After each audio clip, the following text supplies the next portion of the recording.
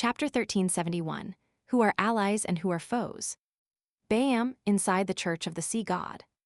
After the Mass, Alger Wilson returned to his room and saw a figure appear by the window. It was Jamin Sparrow in a top hat and trench coat. Without waiting for Alger to speak, Klein took 2 steps forward and solemnly said, "I have come under Mr. Fool's orders." He habitually acted as the attendant of mysteries. Alger immediately lowered his head and pressed his right hand to his left chest. "Praise Mr. Fool." Klein nodded slightly and took out an item from the junk pile of Sephra Castle. Alger's eyes immediately reflected a short scepter made of bones. The tip of the scepter was embedded with tiny blue gems.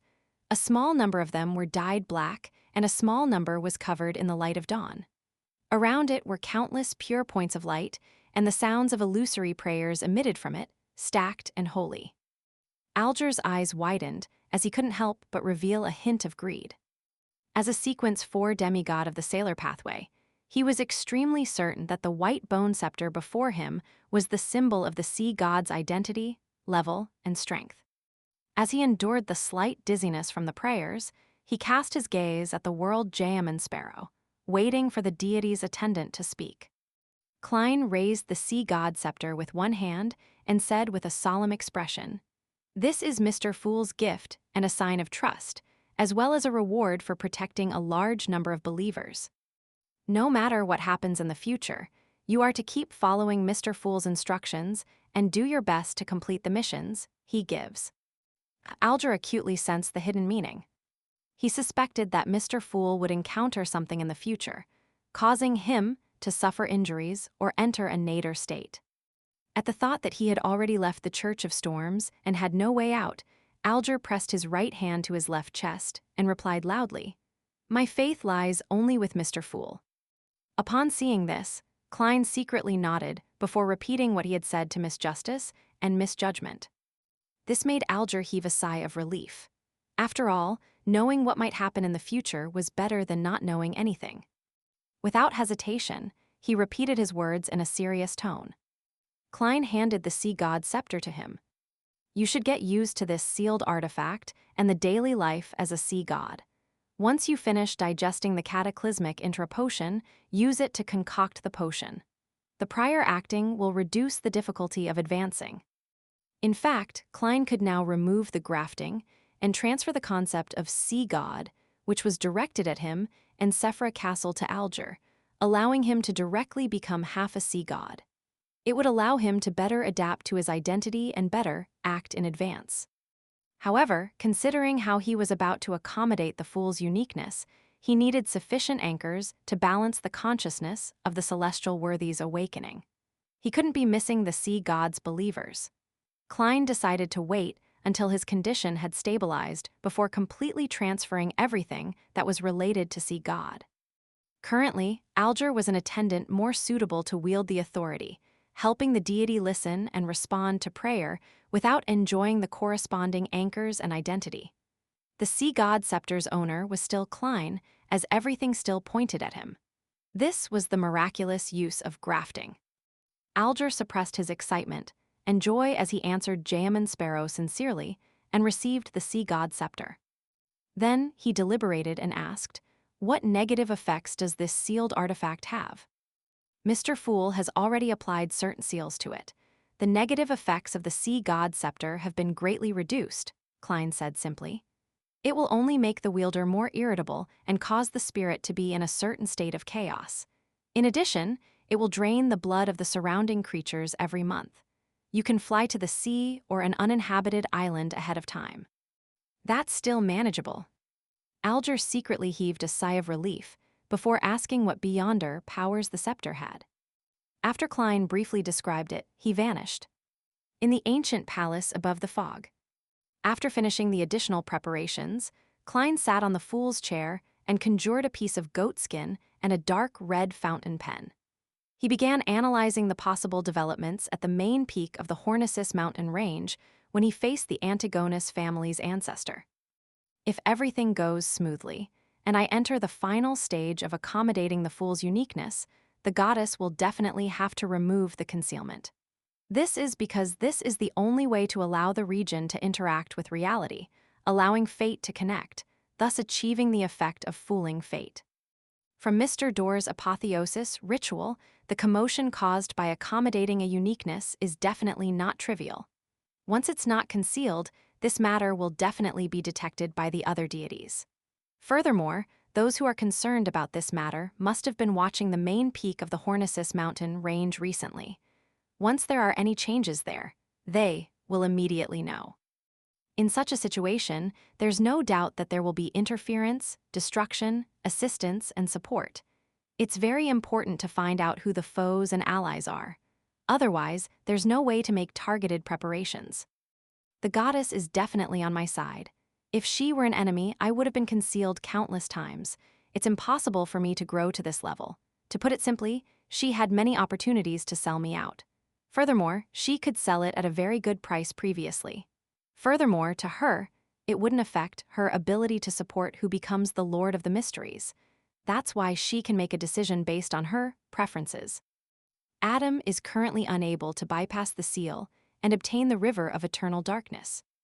The ones who do not wish for Ammon to become the Lord of the Mysteries the most are the eternal blazing sun, the Lord of storms, and the God of knowledge and wisdom. Once someone attempts to destroy my ritual to accommodate the fool's uniqueness, they would definitely help me and directly provide help. Apart from these four true deities, the remaining sequence zeros are: Visionary Adam and the true creator are Ammon's father. The probability of helping him is definitely higher than them being on the sidelines. Earth Mother has placed a bet on me through Emlyn, but it's not necessarily the case that she would definitely help me at the critical moment. To her, waiting patiently for the outcome when there are no interests at play is the best choice. The primordial demoness's condition is odd. It's possible for her to make any choice. The attitude of the god of steam and machinery is ambiguous. It's more likely for him to remain neutral or privately make a deal with Ammon and Adam. I don't have any chips to move him. Other than these true deities, there are some uncommon sequence zeros or the consciousnesses in existence that are nearly at sequence zero. The Lord of the Abyss, also known as the dark side of the universe, is suspected to have been invaded by the Mother Tree of Desire. He would occasionally respond to the prayers of the Blood Sanctify sect. It has been a long time since he exerted any influence on the real world. Likewise, the Chained God is in a similar situation. What they will do will only depend on the Mother Tree of Desire's thoughts. And to the outer deities, delaying the birth of a Lord of the Mysteries should be a consensus. Under such circumstances, stopping me from being able to accommodate the fool's uniqueness will only cause me to be at an absolute disadvantage in the competition with Ammon, allowing the competition to quickly determine a winner. The most plausible strategy of the Mother Tree of Desire is tacit consent. She might even help me to accommodate the fool's uniqueness, preventing the scale between me and Ammon from tilting. After that, she will repeatedly destroy our inclinations and attempts to converge, delaying the birth of the Lord of the Mysteries to the apocalypse. The red angel evil spirit definitely hasn't recovered to the level where he can be involved in such matters.